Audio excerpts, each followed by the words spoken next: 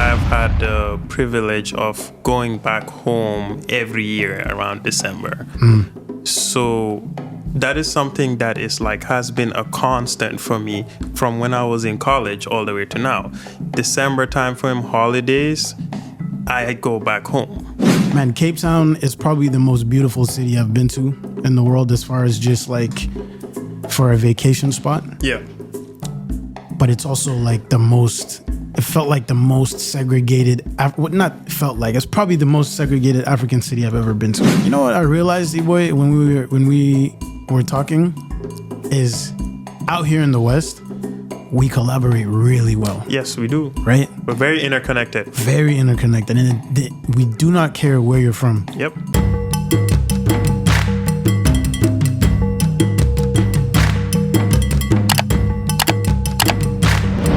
Quang, quang, quang, quang, quang, quang, quang.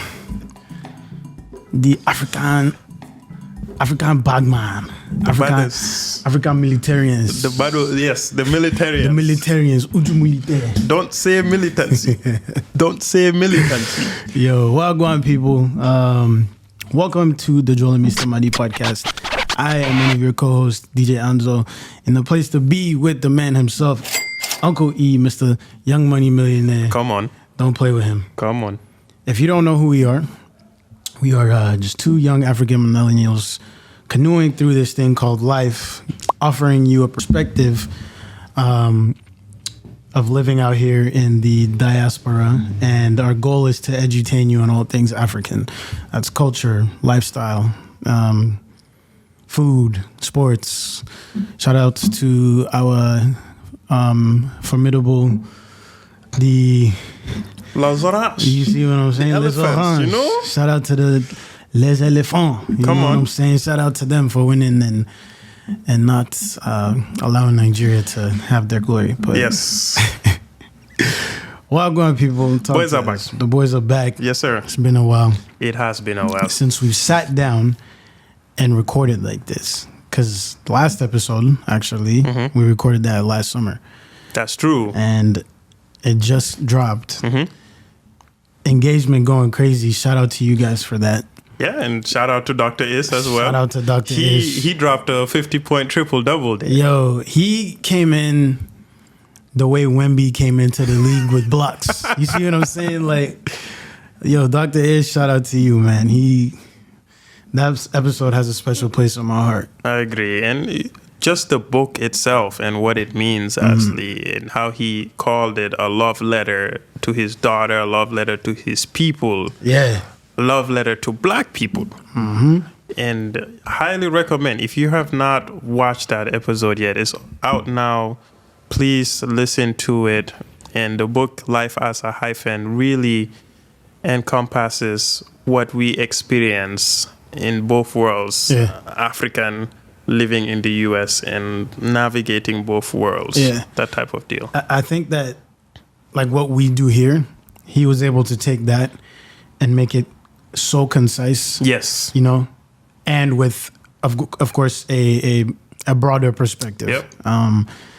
But, man, just being able to even sit there with him, that was a special day. Agreed. And shout out to everyone who attended the live show. Yes. Because it was a live recording. It was. You know, and we had a lot of heavy hitters in the building. Agreed.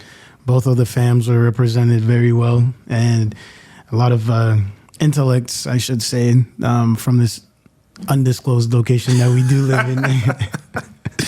Factus. Yeah. But today, man, I think it's only right that we give, you know, sort of the synopsis or the just kind of paraphrase what we've been up to for the past, since we last dropped our last episode. Yeah, since season 5, right? When we closed out. Yeah. Yes. Because that was also a transitional season for us because I think boys like moved into a different space now. Correct. Now it's like the kind of content that we like to put out has its place, and we're thankful for that. But with that also comes different perspectives and growth, and that's, I think, what the last several months have been about. Yep.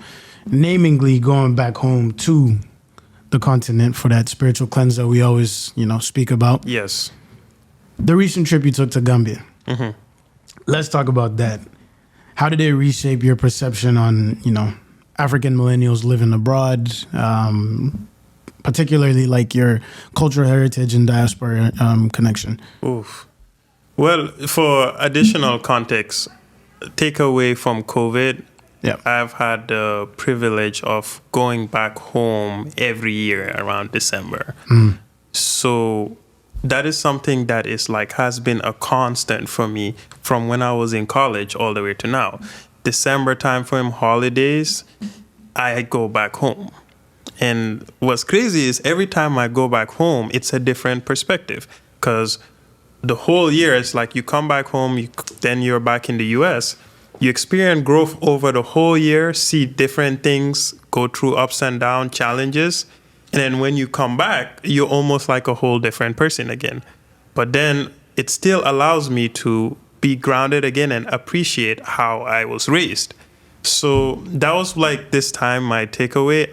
I'm like, wow, I'm coming back here again. I'm looking at it. I'm like, take away COVID. I have been here exactly this time of the year for the last 10 years. And every time I leave, it's as if I feel revitalized. I feel spiritually cleansed. Yeah. And one of my big takeaways for me this time was that it was an appreciation of how I was raised. Okay. So when I go back home and being here, firstly, in the US, right? Being here in Seattle by yourself, you're chasing your own personal goals, whether it's career, whether it's clearly what we're doing outside of our career, trying to also understand yourself more and grow into the man you want to be and the life you want. For sure. But you're doing that away from where you were raised, away from your family, away from your culture, away from your heritage. And what happens is, as I'm here in the US longer, those start merging. Okay. Whether I acknowledge it or not, I start becoming influenced by the environment I'm in, because that's where your day-to-day life is. And then you go through that for 8 months, 9 months, and then boom, you go back home. It's as if it's a reminder for me, this is how you were raised. This is where you're from. If you won't be where you are if you didn't have this foundation. So that not only brings me peace, it remotivates me. It allows me to really appreciate my culture, my country, my family, most importantly, and gets me going to come back and know that I'm on a mission here. So it's one of those. That's how I always look at it, because I always come back. In college, even that December break, I come back. Spring semester, I have it's as if I caught a second wind. And then transition out of college as adulthood. You know how it is working in corporate America. By the time at the end of the year, you're drained. You've chased these performance reviews. You've chased this promotion. You've, really pushed yourself to the max. Yeah. And you go back home and none of that seems to matter anymore. And I realized that, wow, why do I feel happiness and peace in a way that I can't experience here? Right. Yes, you're only there for holidays. It's not your day-to-day. But my conclusion as of now is going back home is an appreciation of how I was raised, and really tells me that I am here in the US. It's not my home. I'm really here I have a purpose here. And I'm here to collect the tools and the experiences needed for me to then go back home and make impact. That's what it is. You see, I think you couldn't have said it better, because, as you know, for me, I had the opportunity to go to 2 African countries. Yes, that's right. Which one? Which can you please? Of course. Yes. But my goal from here on out is to really just, as I said on IG, romanticize the continent and really just show the absolute beauty of it. So the first country I went to was South Africa. Now, you already know the stories, and some of them I can't be telling them over here on the pod. FaceTime was active. But man, South Africa is probably. Why South Africa? Why did we pick to go there? I'd been to South Africa before as a child, Okay. but I don't think I had the maturity to appreciate the place like I should have. Yep. And so it's aside from like, a few other African countries right now, culturally, South Africa is the hub, or is a hub for a lot of like things just coming out of the continent. Of course, you have Amapiano, you have the whole film industry. True. You've got a lot of brands there. Tourism is huge. And then even sports like the BAL. I mean, you saw their performance in the AFCON. In the AFCON, they were doing a madness. Third place, right? Yeah, and that whole team was Mamelodi Sundowns. You see, at least like 8 of the 11 starters, Wow. I think. So South Africa is just it's a beautiful country. Now there is the flip side to it, which there's a lot of I think inequality going on that you wouldn't see from the outside looking in. In South Africa. In South Africa, when you get on the ground, it's a little bit more apparent, right? Depending on the areas that you visit. The one thing I will say is, let me talk about the cons first, and then I'll tell you about the pros. Let's do it. The cons were, man, Cape Town is probably the most beautiful city I've been to in the world as far as just like for a vacation spot. Yeah.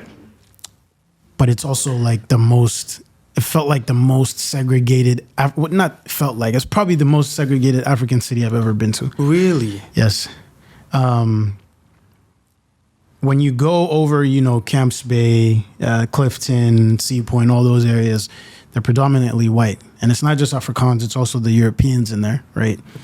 So when we were going into restaurants and whatnot, it wasn't like, we were seeing like maybe 2-3 other tables of black people, And right? the servers were? The servers were black, right? Or Okay. South African. Okay. So of course, me being the Pan-Africanist, I was connecting with them. Yep. And hearing their stories, it was actually a very interesting perspective because it's not even like as if there are no rich, South blacks Africans in Cape Town. Yeah. They're there, but they also kind of choose to not interact with that side of town, meaning Really? the Cape Towns and whatnot. So Okay. they stay off in their side. Okay. And I think that the Cape Townians have been able to kind of just, by that I mean the white Cape Townians have been able to really like just maintain that status quo for a while because it's just very evident. Once you get into the affluent areas, there's not that many Africans. I will say when you go out on long streets or just anywhere in the CBD, of course you're seeing lots of black people and everything. But for residential areas, that was very evident. So there's a top 1% class divide in Cape Town that is still predominantly white. It's like very evident. Very, very evident. And so, of course, we're coming here with our American dollars. And Yes. so we're going to the top places. And but it's still like, it's hard to explain because when I'm in America, right, and I get into, say, the elevator with an older, like, white person, I could care less what they think about me because that's the civil rights movement was, started in the 50s and through the 60s. Mm-hmm. If at this point you're still racist, you should probably get a grip, right? Apartheid is so young. Yeah. It's the 90s. It's crazy. And so when you're getting into the elevator with some of these older Afrikaans people, these people have they were grown adults when apartheid was happening, right? Wow. And so it was like a really unexplainable, uncomfortable feeling. Mm. Nonetheless, it's not like anything really happened. Yeah. But you can feel kind of the attention. energy is still there. Yeah. Wow. Nonetheless, let me say this. Cape Town, beautiful city. I highly recommend you go visit because it's, you do the whole tour of just around Table Mountain. The geography look breathtaking. The wineries. Wow. My gosh, world class everything. The best waterfront I've ever been to. Wow. Joburg, when we got to Joburg, it just felt like life just started to breathe through you. I landed at the airport, and from the moment we're at the airport, we're already interacting really? Like we're locals, and that's how they treat you in Joburg. Obviously they know you're not. So this is a side one though. For some of the I don't know if it's a misconception. I don't think it will be a misconception, but there's a strong sentiment that there's a lot of xenophobia in South Africa. So what was your experience being in Joburg there now? Zero. Zero. Of course, I think that the media will tend to like. But it's not just white media. I think this has been coming from other African nationalities living in South Africa, yeah. sharing their experiences, and the news spreads. It goes to the WhatsApp group chats, and all of a sudden, there's this like basic perception of South Africans as being xenophobic, anti-African. They don't want foreigners there. Yeah. So you going there, you know, I didn't experience one ounce of that. Yeah. In fact, they would like, I don't look South African, but there was a couple times where someone would come start speaking to me in like Venda. Wow. You know, or like Zulu or something, just like at a restaurant or something. And I was like, okay, cool. Like, but then when they would figure out I'm not South African, they didn't treat me any different. That's really good to hear. Yeah. So of course, I empathize with those who have experienced xenophobia, but I personally didn't experience that in South Africa. And like I said, once I got to Joburg, life just started happening. Like, because the thing about Joburg is it's well represented across all classes, right? The black people are well represented. There's more equality in Joburg, would you say, in terms of... I can't speak to if there's economic. I can't speak to whether there's more or if it's. I can't speak to the metrics, but I will say it's better represented than what you saw in Cape Town. Exactly. Okay. Because if you're walking in the mall, or if you're walking, you know, in Rosebank, or if you're often, of course, Soweto is just more South African than anything, but everyone's more mixed. So it's not like you're just seeing one group of people, right? You're seeing mostly black people, but you're also seeing coloreds, you're seeing Cape Malays, you're seeing like Asian people, you're seeing white people. Okay, so there's a lot of diversity. It's a lot more diversity, yeah. Another question I have, and this is just me trying to debunk my perceptions based on things I've heard on South Africa. Yeah. Joburg, crime. Yeah. Dangerous place. You need to know a local. You need to know where to go. Don't you dare come to Soweto. Yeah. There's a lot of crime there, and I have this perception that if I go to South Africa, don't go to Joburg. There's a lot of high crime there. Please, what was your experience? Now, I will say this: like, we've experienced African cities, and so you know there's a way you move. Yes, right? Of course. You don't. It's not like here where you just go to the mall just to hang out without a plan. You have to be structured in your movements, right? So it's not like, yeah, I'm just going to go take a stroll at night. That's navigating Africa 101. 101, right? And then we were also moving in a big group. In groups. Usually we were at least 5 people. And so if it's 5 guys, I think most criminals, right? Probably not the best odds for them. Yeah, I mean, whether you have weapons or whatever, that's your prerogative, but... most criminals like to stay away from any sort of threat. And so I'm not saying like we're presenting a threat, but we're also not exactly an easy kind of cop out, you know? Gotcha. But as a group, but from a perspective of if it was, you know, a black woman solo traveler going to Joburg. Yeah, I can't, of course, be safe, you know, because that stuff does happen. And it also depends what neighborhood you're in, right? Okay, so you need to have some familiarity and kind of have some sort of like education if you have not traveled in Africa in general. Yes. How to move. Yes. This is anywhere in the world, really, to be honest. In the world, yeah. Like you're supposed to kind of move with intuition. Yep. And always kind of make sure of places you're going. If you're not aware of what kind of environment it is, you know, at least do some research or have some sort of awareness. Like, don't just go blindly walking around. That's exactly, you know, yeah, that type of deal. Okay. You'll always hear that about Joburg, yeah. Of course, there's neighborhoods in Joburg where it's like, okay, maybe don't go there by yourself, you know, like, or even in Cape Town in the Cape Flats. Yeah. But generally speaking, if you go with a plan and you know how to travel in Africa, it's calm, man. Calm. Like, but your experience overall in Joburg, though, you would say compared to Cape Town, you mentioned that there was more life. I'm guessing more diversity, more culture. Oh, exponentially. And then what about food? So food was balanced on both sides. like I had probably the best steak I've ever had in my life in Cape Town. Wow. Right, and some of the best like Italian food. Yeah. While in Joburg, I was having like amazing like street food, like kota, or like we had really good Nigerian food in Cape Town. Let's not discuss that one.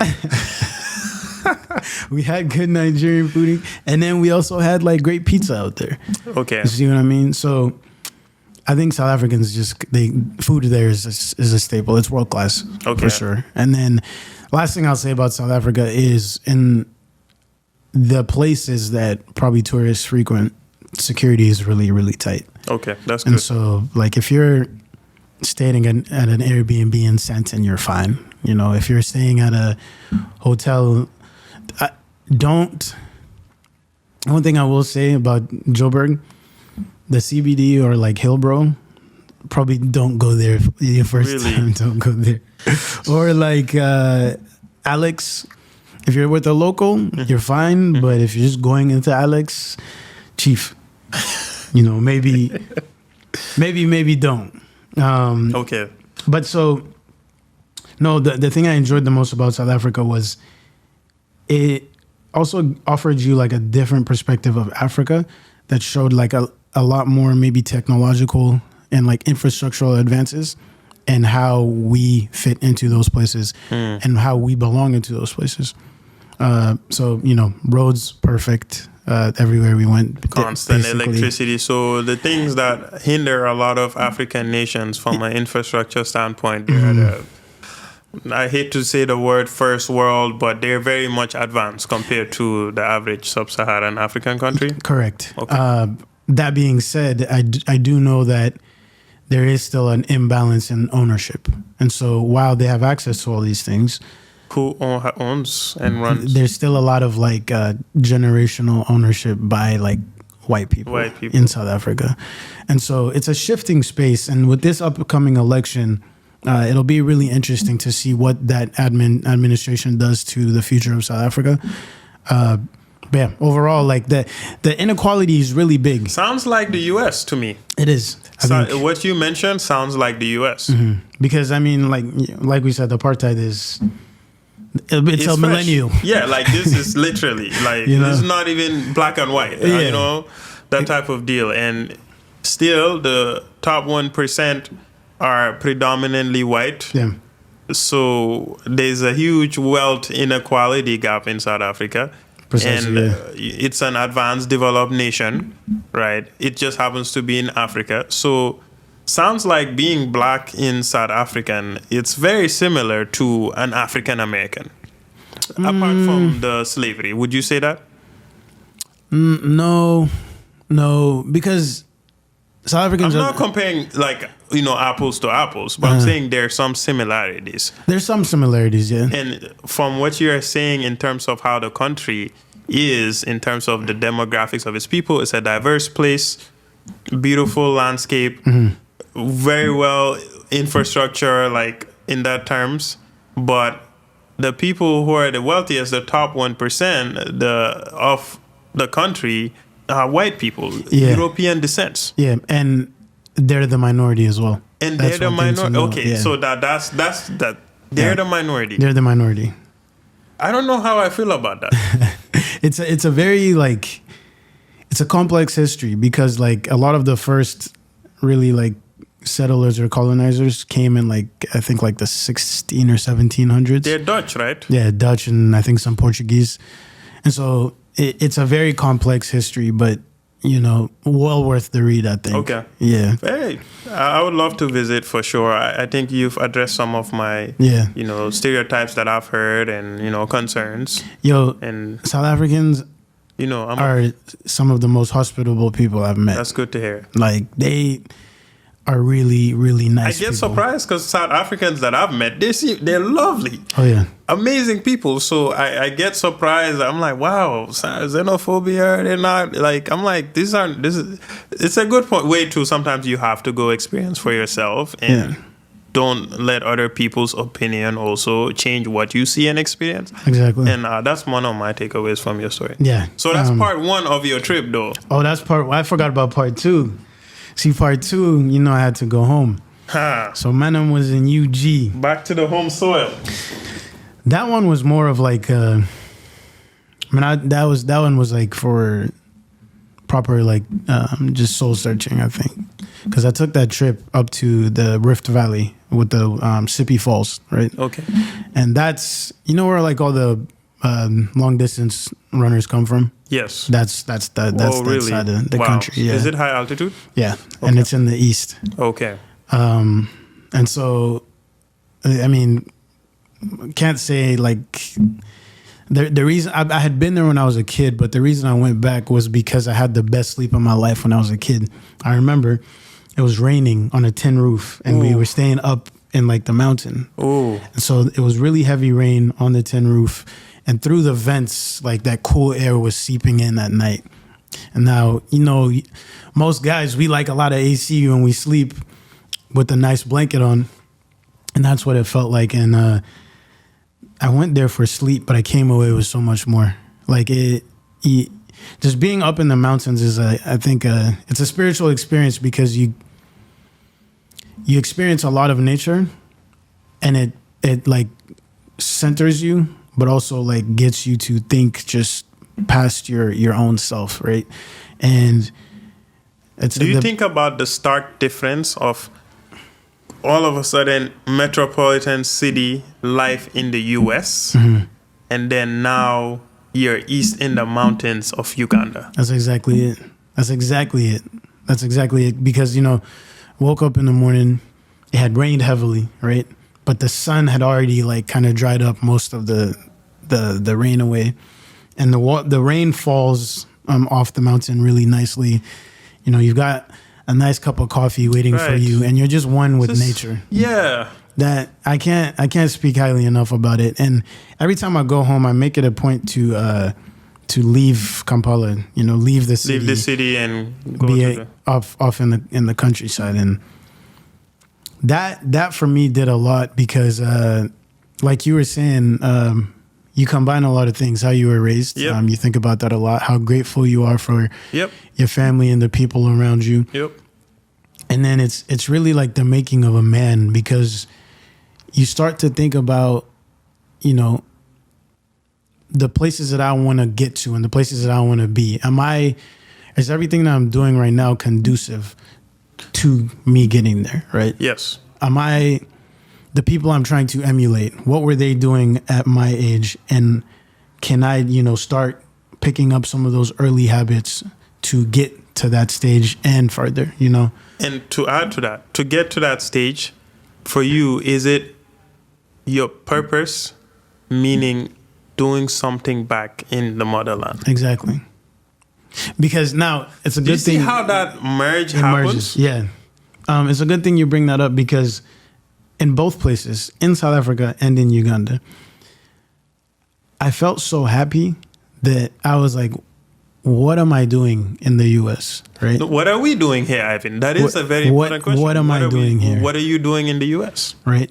What is it that I'm doing here that I can't do there?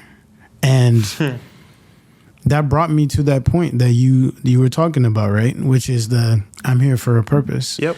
And once you keep reminding yourself that, but once you start really like using that to your advantage, it just the play back home becomes that much easier, And so, man, it was. This is why going back is important. It's this imperative. is why It's imperative. we always say, go back home. It's imperative. I think that, man, not even. I'm gonna say this. Not even just about the continent. Yeah. I'm gonna say this about outside the U.S. Leave the US.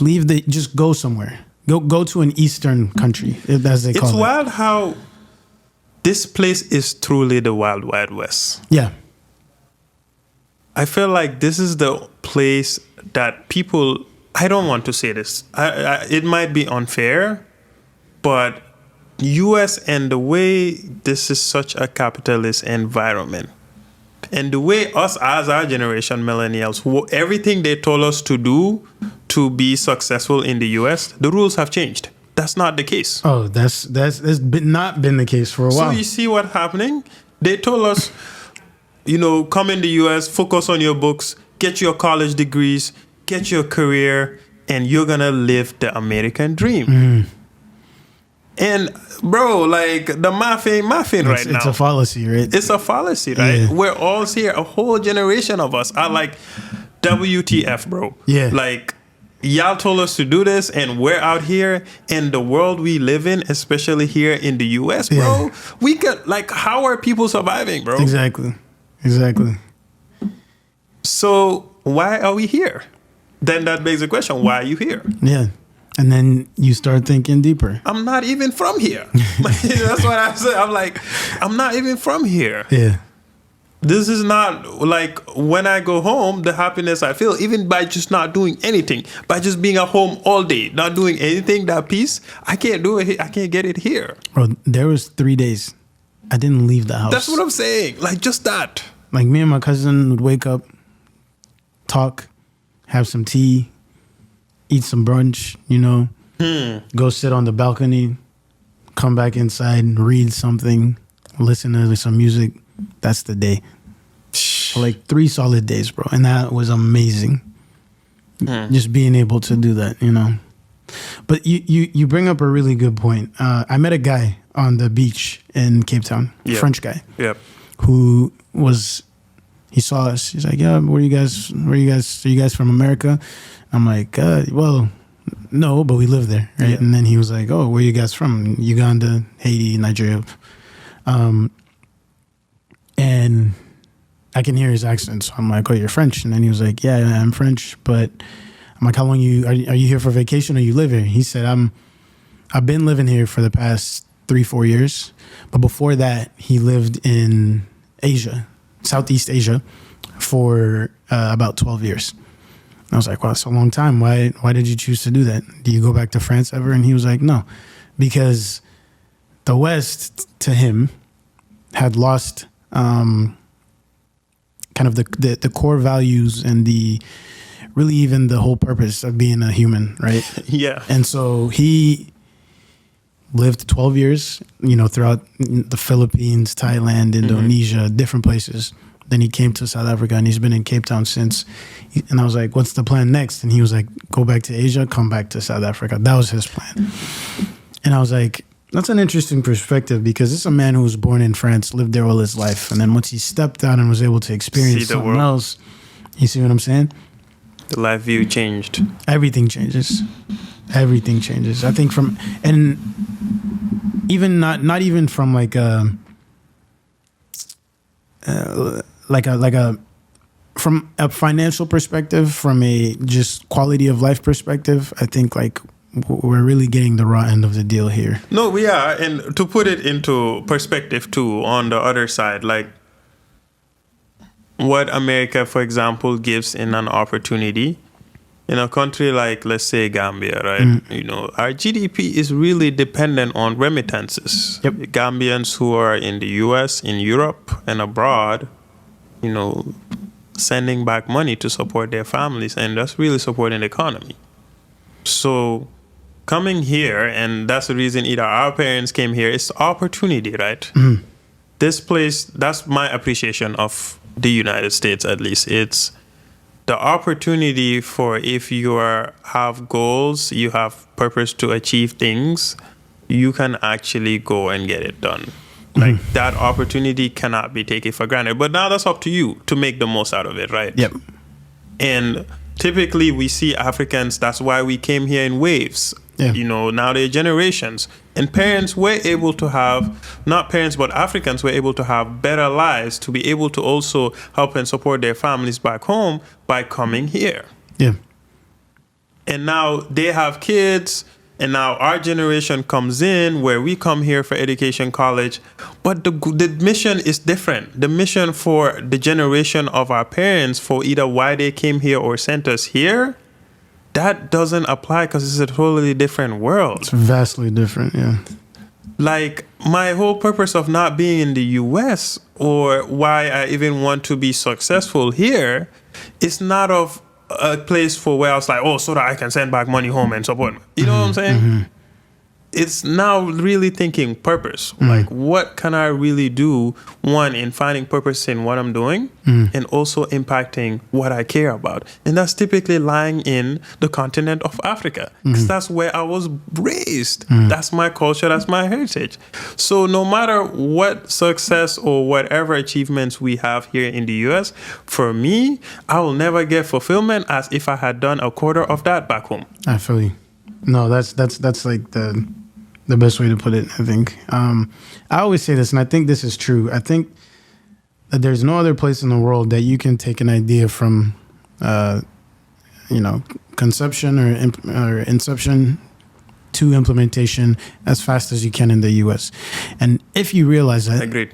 If you realize that and use it to your advantage, that's ultimately buying you that ticket to go and do the same thing back home. Because the biggest bottleneck to kind of starting back home, besides corruption and politics, the bureaucracy, all of that, the bureaucracy is going to be your financial, your capital, right? And also education and skill set to do what you want to do what you want to do. Yes. So if you're able to build all those things and acquire all those things here, and you understand why you're doing it, it's a straight shot back home. Because when you go back home, you're not doing that on a small mom and pop shop scale. No, you're doing that large scale, right? And so, this was my favorite part of the trip back home to Uganda. I was able to connect with a number of people who are already starting to do so, or have been thinking big in that manner, and that was my favorite part of the trip because it made me think like, oh, these people are on the ground, but they're already like laying the groundwork, right? Once we unite forces, who's to stop us really? Except, those greedy bastards. Of course, we know them. Those greedy bastards. Call them we're talking about, but it gave me hope for the future because I was like, okay, we're all on the same page here, right? Because another thing that frustrated me back home was I actually I saw more what felt like people begging or people like panhandling than I ever have before. I saw more street hawkers than I ever have before, And times are hard, Anzo. They're very hard. Things are I agree with you. Even when I go there, I'm like, how do people afford to even live here right now in Gambia? Yeah. Everything's so expensive for what they earn. Exactly. So it's not like, you know what I'm saying? Like there is actually, it becomes what we're doing here. And maybe, I'm not saying we're the saviors, we're the superheroes that come in. No. But this is what's happening though, where things are going on the decline. Yeah. Like cost of living, we're complaining about cost of living here, but I go back to Gambia too, and I'm like, how are people even affording to live based on the salaries they're getting? It's abysmal right now. It's so now we're like on a tug of war because if you're here in the US, or abroad, you're largely handicapped. Because you're busy, whatever you're earning, you're busy using that to support your family back home because of the rising cost of living. Yeah. And you would think that the positive metrics would not support that. So the increase in education and the increase in whatnot, but that's just not what it feels like on the ground. It doesn't. And remember, most of our population is under 25. And there you go. And so you've got a number of Africans across the continent under the age of 25 with college degrees, but no, they're not. Jobs are not there. We're not creating jobs. And I don't want to generalize, but I'm speaking from what I see in my country when I'm in Gambia. We're not creating jobs. And so this is why I'm saying you cannot go back home and start and do small. You got to think big. You have and to think do big. You have to set up, systems that will allow actually almost like incubation in terms of like skill set training and allowing people to actually mature and grow. Mature and continue to think bigger, innovate. Self-starters, right? Exactly. But which a lot of people are. But we're effect of colonialism, bro. Yeah. this is what we are. Like the way we're still structured. Like, please, if there's anyone from a modernized African country that is thinking on a progressive terms in current with 21st century, please point me at which country this is. But because I'm like, everything we're running on, like I even talked to my dad, right? He's telling me about, colonialism, how basically the country was set up off of structures of colonialism. And guess what happened? We had the radical ones, we've had the coup d'etats, we have the military men, but like we haven't actually really broken free from that, in my opinion. No. That's how I feel about it. And me being somewhat of an empath, I know that we are all still young countries and it'll take time. However, I think there's no better it's not that time. long ago, 1960s, when we mostly gained our independence. Like, right? come on. But we still have the task to really take our countries to the next level, because man, these MPs and these ministers, these old past grandpas need to go. I will say this every season, bro. We're tired of these old past grandpas. Vacate the place, please. Vacate the premises. What bothers me is you sign up, you dedicate your life to public service, but you're serving They yourself. don't dedicate their life to public service. No, but they're serving themselves. They serve themselves and their own interests. Yes. I'm like, guys, come on, man.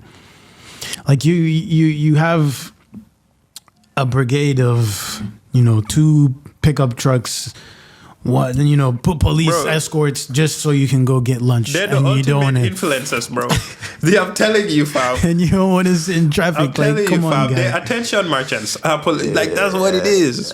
They can't let that go, bro. They want to fly the private jets. They want to go, have the whole, escorts, everything. Just to go have lunch. Just to have lunch. Like, that's what I'm saying. I'm like, bro, y'all are the ultimate influencers. Y'all, they should just do day in the life of an African president, I'm sure. They should start a bad boys club for them. Start off for them, because I'm like, that's what y'all are at this point, bro. Because I don't see y'all doing anything but working for your country and trying to actually progress. Like, that's the last thing I see y'all not doing. And then they when they see, because the public sector has always just been like such they've just always been kind of the epitome of authority. Yes. And so when they see the private sector starting to bloom, they stomp stomp it out. Can't do that. Direct threat to them. You're a direct threat. Whole time it's like, guys, let's understand what system we're operating in first, and then go from there, right? That's discourage us though, because like it's tough. Because I know, like, to leave, even we're talking about here in the US, where fulfillment and purpose will largely not be found here, at least from us when we're talking about it. But the other side is where we want to go and chase that, and actually what we've learned here from, not just education, but experience, skill sets, and applying ourselves in a country that gives you the opportunity to do so at a high level. And wanting to take that back home, but seeing the way back home is set up right now, realistically, I can't go back home right now. No, I can't. This is a 5, 10 year, 15, 20 year plan. Yes. So, but then are we being hopeless optimists? What is going to spark radical change in our African countries to allow those who are abroad to want to come back and make meaningful impact without facing resistance and really trying to climb a whole mountain? It can be done. There are people doing it. Yeah. Salute to them, but it shouldn't be this hard. No, but you bring up a good point and a great question, because this is one of the things that Che Guevara struggled with when he came to Africa. When you think he came to Congo, right? He said that the people weren't ready for a revolution. They're not. And that is so important to any sort of like major scale change. I think that it has to be grassroots, and you have to get people within these communities to be the change. Because if I come in and try to go to a kind of a rural community and start tooting my horn, they'll be like, "Who's this clown? Yeah. Right? What have you done for us? How you're just coming from abroad and now you want to think you're better than us?" Which is true. Like I haven't lived there. I haven't interacted with some of those people. Like I only know what the communities I'm from. You're saying it's given white savior complex when us Africans who are abroad come back and think that we can help solve problems. I'm not saying that. I'm not saying that. No, but sometimes that's how they look at us, though. That's how they look. That's how they perceive us. It is. Like, look at these people. Like, look at them. They just got their fancy degrees and got jobs now. They think they can come fix all of our problems. Yeah. It is giving white savior complex vibes. It is. However, what we need to also get everyone to understand is it's not a me versus you. No, I love my country just as you do. It's always a collective effort. Yeah. You know, it's the combination of forces. Last thing I'll say regarding this topic is collaboration across borders. Yes. Had a conversation with my cousins in an essay about this. You know what I realized, E-boy, when we were talking, is out here in the West, we collaborate really well. Yes, we do. Right? We're very interconnected. Very interconnected. And we do not care where you're from. Yep. You could be from Mali, you can be from Botswana, you could be from, Congo, Chad. As long as I see you and I'm like, we have a common goal, let's do this thing together. Facts. Right? Facts. All of a sudden, like all that, oh no, I'm from here, that, oh, Nigerians do business this way. Oh, like all that garbage goes out the door and we start collaborating, like just because we know, like, oh, this is a common goal, let's get after it, right? And if you look into our communities actually right now, for example, take the entertainment space, right?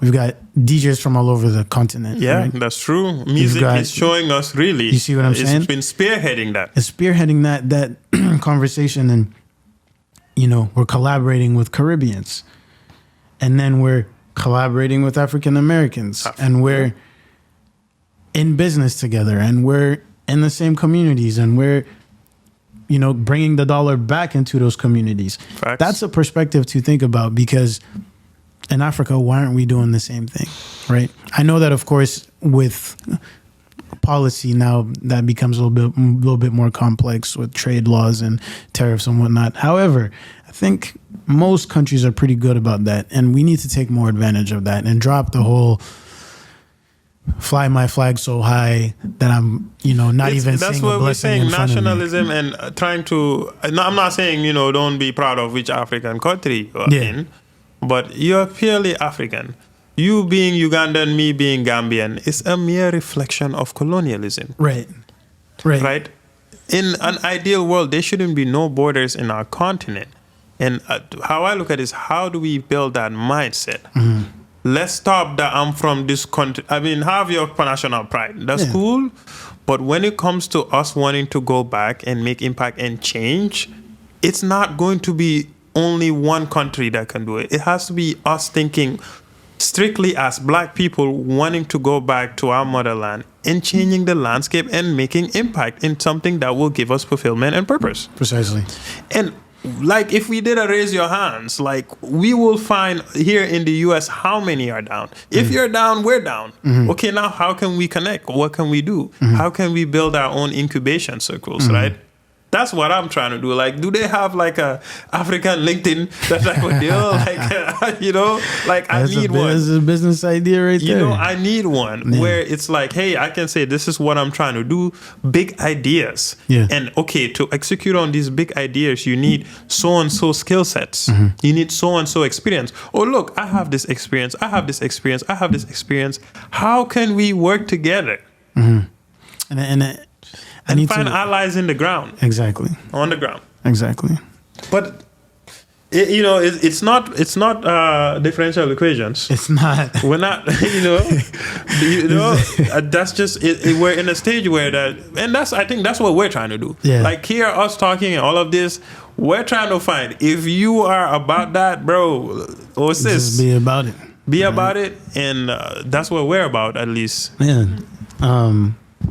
But the collaboration is key. Factus. But yeah, that being said, that's kind of what we've been up to for the past few months. Yeah. In the from the travel We're aspect, sharpening our tools, most definitely.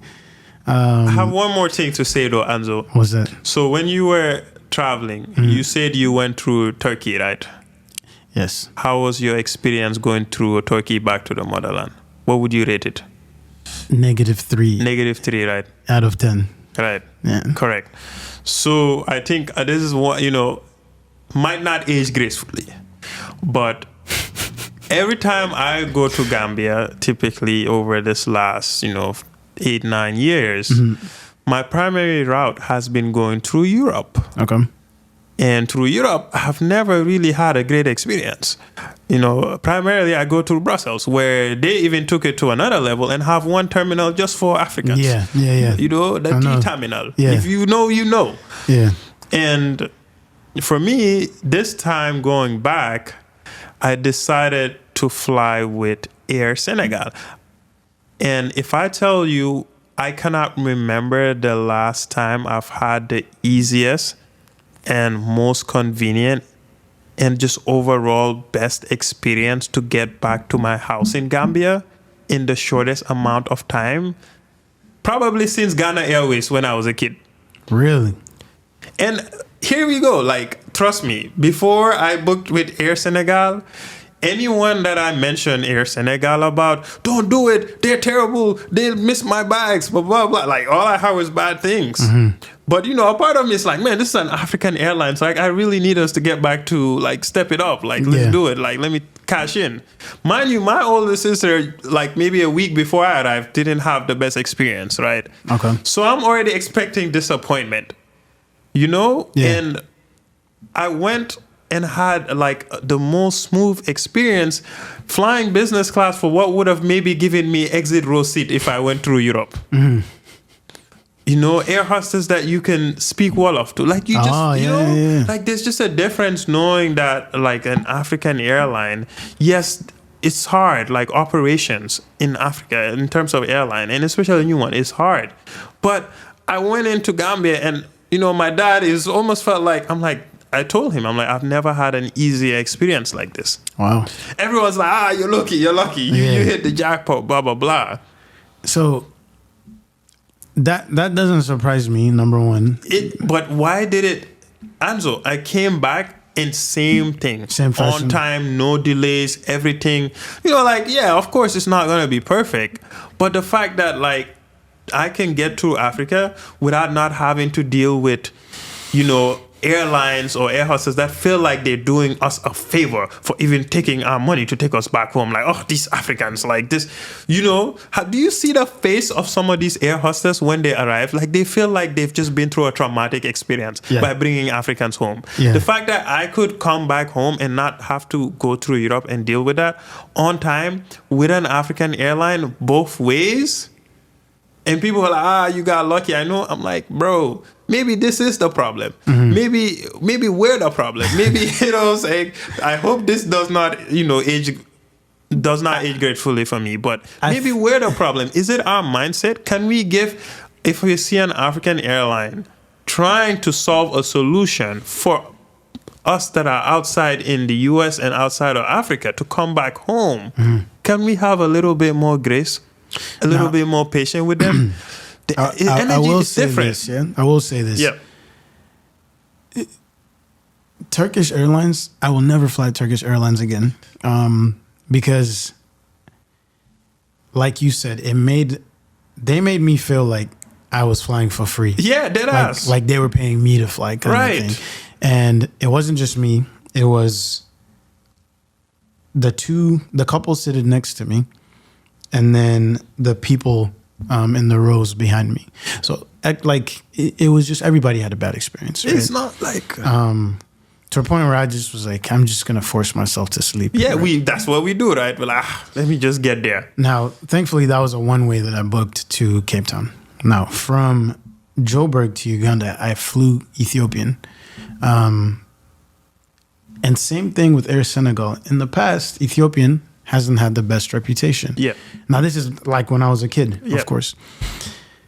When I took Ethiopian this time, I was like, I wish I could fly this airline every time.